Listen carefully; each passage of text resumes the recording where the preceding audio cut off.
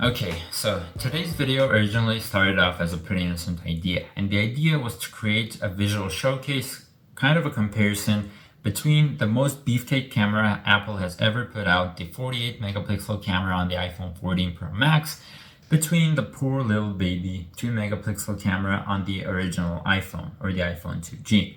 Now, the idea may seem pretty innocent. However, things started going wrong the moment I picked up the iPhone 2G to try to unscramble its brains enough just to be able to get like 5 or 6 photos out of it to create a comparison. Now, the problem I had with this specific iPhone 2G wasn't that the back was falling off. The problem I had was related to software.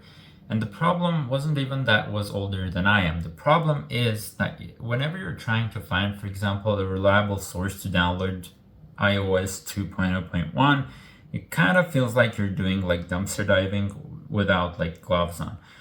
And the same is true whenever you're trying to download software, for example, like Tiny Umbrella, which I could use to kick the device out of DFU mode.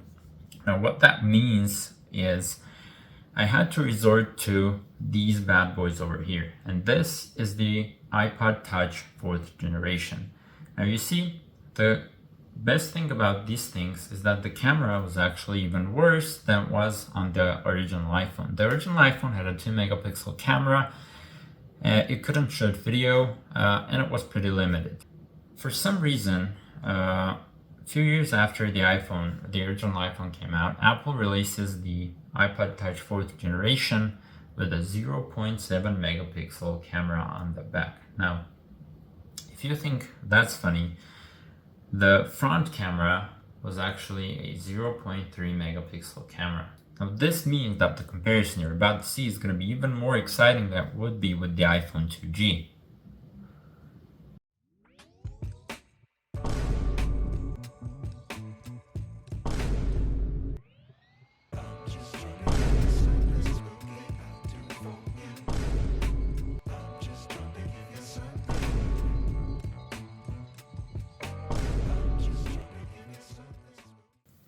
Okay, now, given that we have the results that we have, I couldn't help but think if we can make this somehow better by using modern post-processing technology, right? Because now we have tech that can sharpen images, give them more texture, and we now have more AI tools that can bring in more detail into the frame. So that's what I'm gonna try and do now.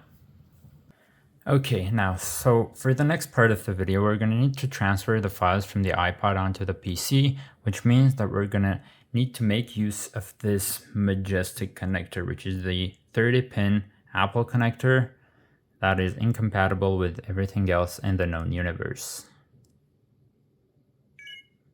Yes. Okay, so for this specific challenge, I've chosen 6 different photos that we're going to use that were taken both on the iPod and on the iPhone of the same subject. And we're going to make use of a couple different AI kind of enhancement products in order to try to bring like more detail into the photos, clean out some of the noise, and then upscale the photos. So the idea at the end of the day would be to get the iPod photos as close as we can to the iPhone photos, because at the end, we're gonna throw those photos into Lightroom and see if we can make some color adjustments to make them look less terrible. So let's go. Okay, so now for the first run, I used this website called upscale.media, which is like one of the top rated kind of AI enhancers on the web. I think the results came out pretty good. The next thing I'm gonna try is using something called Topaz Gigapixel AI, which is kind of a more professional AI image enhancement software. So let's go. Okay, now for the Topaz Gigapixel software. As you can see, I've loaded in all of my photos that I want to enhance with this. And as you can see, you have like different AI models available. You can choose like the multiplier with which to upscale your photo. And you can also apply like some noise suppression and removing blur and things like that.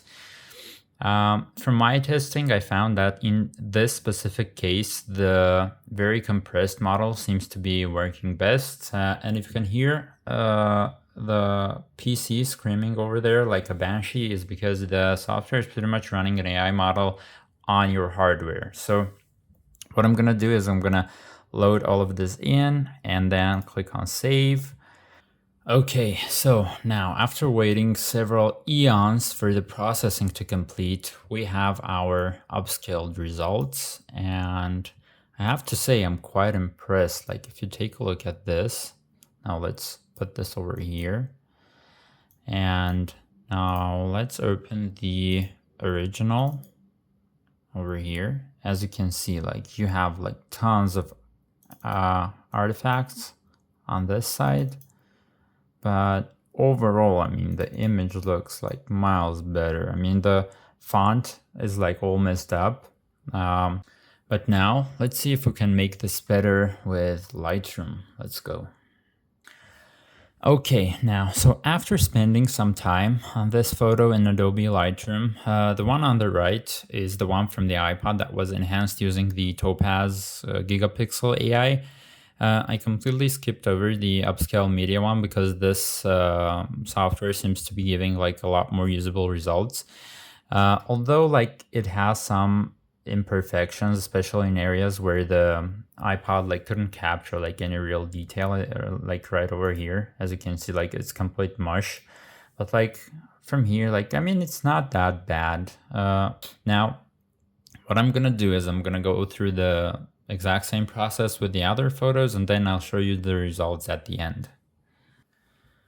Okay, now, so the first photo we're gonna look at is the Darth Vader helmet. As you can see, like the background of the image is like completely overexposed. It's blown out. You can't make out like any of the details of the wall. The color is also not very accurate. But I mean, if you see this photo in social media, right, the one on out of the iPod, like you could not tell that this was shot on a device with 0.7 megapixel camera that came out like 10 years, 13 years ago.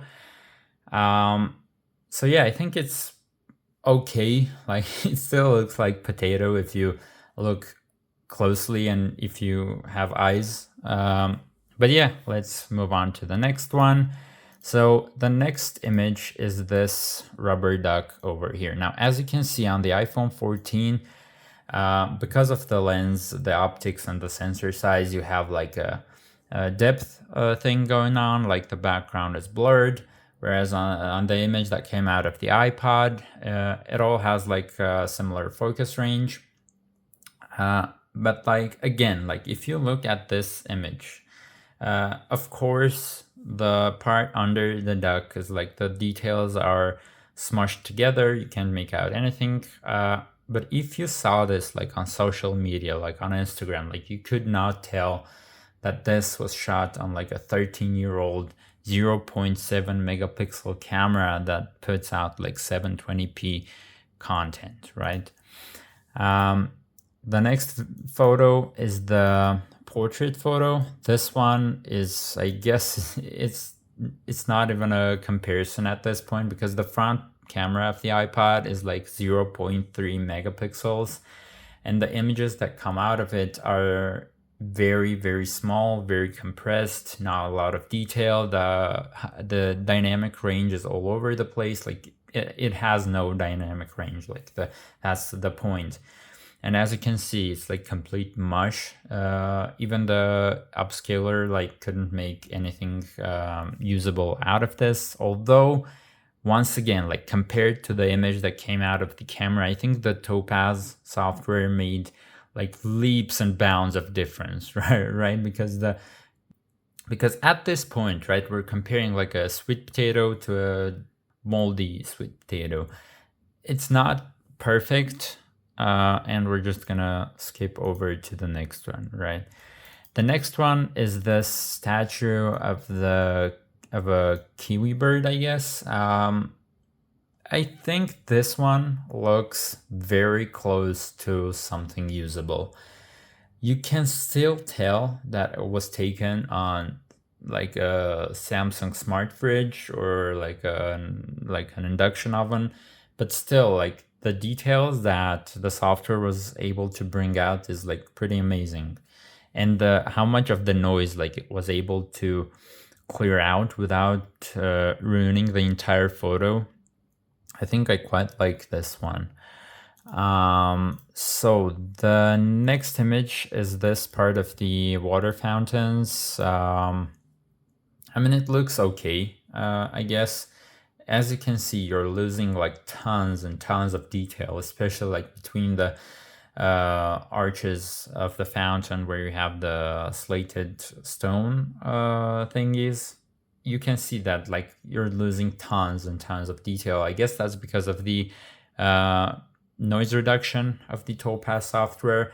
But still, like when you compare it to the original photo that came out of the iPod, like it's leaps and bounds better, right?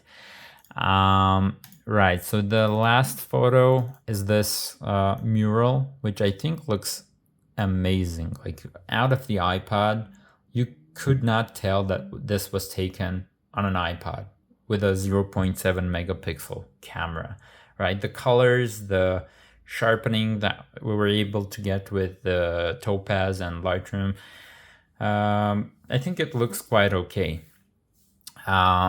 So yeah, I think this is all for now. I also shot like video samples, but I don't think I'm gonna put those in because it just doesn't make sense because it looks like potato. And yeah, I think that's all. Right, so now that we're clear that you probably should not go out there and buy an iPod Touch 4th generation for taking photos, I think that's all for me today. So thank you for watching. Bye bye.